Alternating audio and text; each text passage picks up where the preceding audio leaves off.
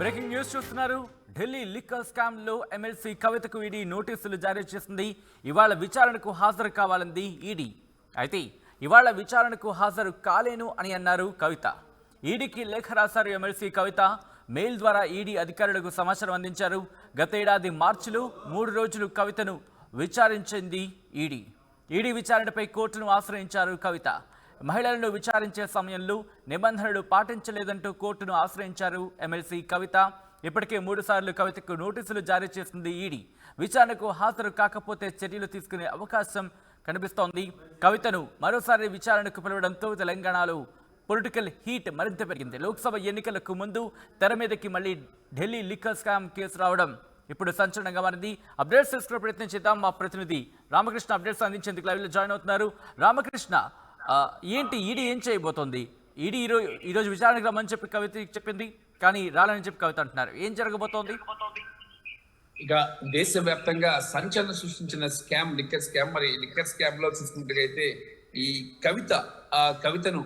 కవితను రేపు ఈ రోజు విచారణకు హాజరు కావాలని చెప్పేసి కూడా ఈడీ ఈ సమన్లు జారీ చేసింది. మరి సమన్లు జారీ చేసినప్పుడు కూడా కవిత మాత్రం ఈ విషయంలో కోర్టులో కేసు పెండింగ్ లో ఉన్న నేపథ్యంలో తాను హాజరు కాలేను అని చెప్పేసి ఆమె చెప్పడం జరిగింది. గతంలో ఆమె కోర్టుని అప్రోచ్ అయ్యారు ఇదే కేసుకి సంబంధించి. మరి ఈ కేసు విషయంలో ఈడీ కావాలని తన హెరాస్ చేస్తుంది, తన పాత్ర ఏమీ లేదని చెప్పేసి కూడా కవిత చెప్తుంది. మరి దాంతో పాటు ఇక ఈ లిక్కర్ స్కామ్ దేశవ్యాప్తంగా కూడా సంచలనం సృష్టించిన స్కామ్. 2022 ఆగస్టు 17న ఇక ఢిల్లీ, తెలంగాణ, ఆంధ్రప్రదేశ్ సహా 8 రాష్ట్రాల్లో లిక్కర్ స్కామ్ పై జరిగిన అవకతవకలపై సిబిఐ కేసు నమోదు చేసింది. 2022 సెప్టెంబర్ 1న సిబిఐ ఎఫ్ఐఆర్ ఆధారంగా ఈడీ దర్యాప్తును స్టార్ట్ చేసింది. 2022 సెప్టెంబర్ 20న ఈ కేసులో మొదటి వ్యక్తి ఆప్ కమ్యూనికేషన్ ఇన్ఛార్జ్ నాయర్ అరెస్ట్ చేశారు. మరి ఆ నేపథ్యంలో కవిత పేరు కూడా ఇక్కడికి వచ్చింది. కవిత పేరుని ఈడీ ప్రస్తావించింది. ఈడీ తన వద్ద స్ట్రాంగ్ ఆధారాలు ఉన్నాయి ఈ స్కామ్ కి సంబంధించి చెప్తుంది. సిబిఐ కూడా తన వద్ద ఆధారాలు ఉన్నాయని సిబిఐ చెప్తుంది. ఈ నేపథ్యంలోనే కవితను ఇప్పటికే 3 సార్లు విచారించడం జరిగింది. మరి 4వసారి ఆమెను పిలుస్తున్నారు. సమన్ల విషయంలో దాదాపుగా 5 సార్లు సమన్లు ఇష్యూ చేశారు. మరి ఈ సమన్ల విషయంలో ప్రతిసారి కూడా కవిత కోర్టులో కేసు ఉన్న నేపథ్యంలో తాను హాజరు కాలేని చెప్పి చెప్తున్నారు. సుప్రీంకోర్టులో ఈ కేసు పెండింగ్ లో ఉంది. మరి ఒక మహిళలను విచారణ చేసేటప్పుడు కొన్ని నామ్స్ ఉంటాయి. ఆ నామ్స్ ఫాలో కాకుండా మహిళలను విచారణ చేయడం అనేది కరెక్ట్ కాదు అని చెప్పి ఈ కేసు విషయంలో సుప్రీంకోర్టుకి ఆశ్రయించారు కవిత. మరి ఈ నేపథ్యంలో కోర్టులో కేసు పెండింగ్ ఉంది, అది తీరే వరకు కూడా తాను హాజరు కాలేమని చెప్తున్నారు. మరి ఇదే అంశంపై ఈడీ, సిబిఐ కూడా రెండు కూడా సర్వోన్నత న్యాయస్థానాన్ని అప్రోచ్ అవుతున్నాయి. మరి ఆమెను ఎలా విచారణకు తీసుకురావాలి, ఆమె పాత్ర కీలకంగా ఉంది. సౌత్ గ్రూప్ కి హెడ్ గా కవిత ఉన్నారు. కొన్ని వందల కోట్ల రూపాయల మనీ లాండరింగ్ చేశారు ఈ స్కామ్ లో అని చెప్పేసి కూడా సిబిఐ స్ట్రాంగ్ గా చెప్తుంది. మరి ఈ నేపథ్యంలో కోర్టు కేసు వచ్చే వరకు, సుప్రీంకోర్టులో కేసు తేలే వరకు కవితను వదిలేస్తారా, లేదంటే ఆ కేసుకు సంబంధించి సుప్రీంకోర్టుని అభ్యర్థిస్తారా, కవితను విచారణకు తీసుకోవాలని చెప్పేసి కూడా వేచి చూడాలి. ఎందుకంటే ఇక లోక్సభ ఎన్నికలు 2 నెలల సమయం ఉన్న నేపథ్యంలో పాత కేసులు, కీలకమైన కేసులు ఏవైతే ఉన్నాయో వాటన్నిటిని కూడా క్లియర్ చేయాలని ఇప్పటికే కేంద్ర న్యాయ మంత్రిత్వ శాఖ ఇన్వెస్టిగేటివ్ ఏజెన్సీని చెప్పింది. మరి ఈ నేపథ్యంలోనే ఈ కేసును స్పీడప్ చేస్తున్నారు. సాధ్యమైనంత త్వరగా కేసును క్లోజ్ చేయడానికే ఈడీ, సిబిఐ ప్రయత్నం చేస్తుంది. అయితే ఈ కేసు విషయంలో 2 వ్యక్తులు సిబిఐకి అలాగే ఈడీకి కూడా కొరకరాని కొయ్యలుగా తయారయ్యారని చెప్పేసి కూడా బీజేపీ చెప్తుంది. మరి ఏదైనా సరే ఈ రోజు విచారణకు హాజరు కాకపోతే చర్యలు తీసుకునే అవకాశం ఉంది అని చెప్తున్న అటువంటి పరిస్థితులు వినిపిస్తున్న నేపథ్యంలో మరోపక్క ఈ సుప్రీంకోర్టులో కేసు ఉంది కాబట్టి రాలేనని చెప్తున్నారు. కాబట్టి ఏం చేయబోతుంది? ఇది లీగల్ గా వెళ్లే అవకాశం ఉందా, లేకపోతే యాక్షన్ లోకి నేరుగా దిగే అవకాశం కనిపిస్తుందా? ఎటువంటి చర్చ జరుగుతోంది అక్కడ?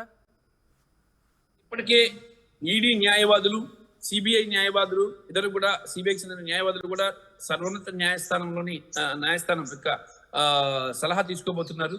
మరి ఈ కేసులో 2 వ్యక్తులే ఢిల్లీ సీఎం అరవింద్ కేజ్రీవాల్, అలాగే బీఆర్ఎస్ ఎమ్మెల్సీ కవిత. ఈ ఇద్దరు కూడా ఈ విచారణకు హాజరు కాకుండా ఎలా ఎస్కేప్ కావాలని ప్రయత్నం చేస్తున్న నేపథ్యంలో మరి ఇద్దరిని కూడా రప్పించాలంటే ఈడీ వద్ద ఉన్న ఒకే ఒక అస్త్రం సర్వోన్నత న్యాయస్థానం.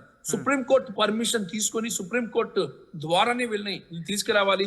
ఇప్పటికే చూసుకున్నట్టుగైతే అటు ఆమ్ ఆద్మీ పార్టీ కూడా చెప్పింది, ఒకవేళ కానీ ముఖ్యమంత్రి అరవింద్ కేజ్రీవాల్ కానీ అరెస్ట్ చేస్తే మాత్రం ఆ క్యాబినెట్ నుంచి ఆయన ప్లేస్ లో కొత్త వాళ్ళని రీప్లేస్ చేసేది లేదు. జైలు నుంచే ప్రభుత్వాన్ని రన్ చేస్తామని చెప్పేసి ఆప్ చెప్తుంది. మరోవైపు బీఆర్ఎస్ ఎమ్మెల్సీ కవితకు చెందినటువంటి నాయకులు కానీ వీళ్ళందరూ కూడా చెప్తున్నారు కవిత ఏం తప్పు చేయలేదు, ఆమె ఈడీ విచారణకు హాజరు కాదు అని చెప్పి కరెక్ట్గా చెప్తున్నారు.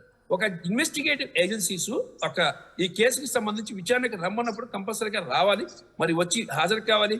కానీ కవిత 3 సార్లు హాజరైన తర్వాత ఆమె ఇక హాజరు కావోనని చెప్పేశారు. మరి కోర్టు డైరెక్షన్ మీద ఆధారపడి ఉంటుంది సచిన్. కోర్టు ఎలాంటి డైరెక్షన్ ఇస్తే అలాంటి డైరెక్షన్ మీదే ఈమెను విచారణకు పిలవాల్సి ఉంటుంది. మహిళ కావడంతో కొన్ని నిబంధనలు కూడా పాటించాల్సి ఉంటుంది. ఆ నిబంధనలు పాటించడంతో పాటు అదే సిబిఐ కూడా చెప్పింది, మహిళలు తప్పు చేయొచ్చా, మహిళలు స్కామ్స్ చేయొచ్చా, మహిళలు స్కామ్ చేశారు కాబట్టి వాళ్ళని వదిలేయాలా అని చెప్పేసి అలాంటి ఆప్షన్స్ కోరుతున్నారు. అయితే చట్టానికి ఎవరు అతిథులు కాదు, మహిళలైనా పురుషులైనా చట్టం ముందు సమానమే, అందరికీ ఒకే రకమైన ఉంటుంది. అయితే మీరు అన్నట్టుగా ఇటు ఈడీ ఎటువంటి స్టెప్ వేసే అవకాశం కనిపిస్తోంది? ఈరోజు సుప్రీంకోర్టు తలుపులు తట్టే అవకాశం ఉందా, లేకపోతే పూర్తిగా అంశాన్ని పరిశీలించిన తర్వాత సుప్రీంకోర్టుకి వెళ్ళే అవకాశం కనిపిస్తోందా? ఏం చేయబోతోంది ఈడీ? అయితే ఆమెను అయితే ఇక్కడ ఇంకో విషయం ఏంటంటే ఈ కేసు విషయంలో కంపల్సరిగా ఆమెను అరెస్ట్ చేయాలని చెప్పి ఈడీ సిద్ధంగా ఉంది. ఎందుకంటే ఆధారాలు ఉన్నాయని చెప్తుంది ఈడీ. ఈ నేపథ్యంలో ఆమెను అరెస్ట్ చేయడానికి ఎక్కువ అవకాశాలు ఉన్నాయి. కోర్టు పర్మిషన్ తీసుకొని ఆమెను అరెస్ట్ చేయాలి. కోర్టు పర్మిషన్ లేకుండా ఆమెను అరెస్ట్ చేయడానికి వీల్లేదు. మరి కోర్టు విచారణ విషయంలో కోర్టు కూడా ఏమి తేల్చలేదు. అంటే విచారణకు హాజరు కావాల్సిందేనని, లేదంటే విచారణ విషయంలో కొన్ని నిబంధనలు పాటించాలి, ఆ నిబంధనలు పాటిస్తూ ముందుకు వెళ్ళాలని చెప్పేసి కూడా ఆ కోర్టు మాత్రం ఇప్పటిదాకా ఎలాంటి డైరెక్షన్స్ ఇవ్వలేదు. ఈ నేపథ్యంలో కన్ఫ్యూజన్ ఉంది. అదే వీళ్ళకి కొంత అవకాశంగా ఓటగా లభిస్తుంది. మరి ఈ నేపథ్యంలో ఈ కవిత దీని ఒక్కదాన్ని సాకు పెట్టుకుని ఆమె ఈడీ విచారణకు హాజరు కావడం లేదు. మరి ఈడీ విచారణకు హాజరు కాని నేపథ్యంలో ఈడీ కూడా అనేక మార్గాలు ఉంటాయి కాబట్టి ఆ మార్గాల్లో ఆమెను ఈడీ ఢిల్లీ పిలిపించి ఆమెను విచారించిన తర్వాత అరెస్ట్ చూపించాలని ప్రయత్నం చేస్తున్నారు. అదేవిధంగా అరవింద్ కేజ్రీవాల్ విషయంలో కూడా ఇలాగే జరుగుతుంది. మరి గవర్నర్ పర్మిషన్ తీసుకోవాలి. గవర్నర్ కి ఇప్పటికే ఇన్ఫార్మ్ చేశారు, లెఫ్టినెంట్ గవర్నర్ కి. ఢిల్లీ ఒక ముఖ్యమంత్రిని అరెస్ట్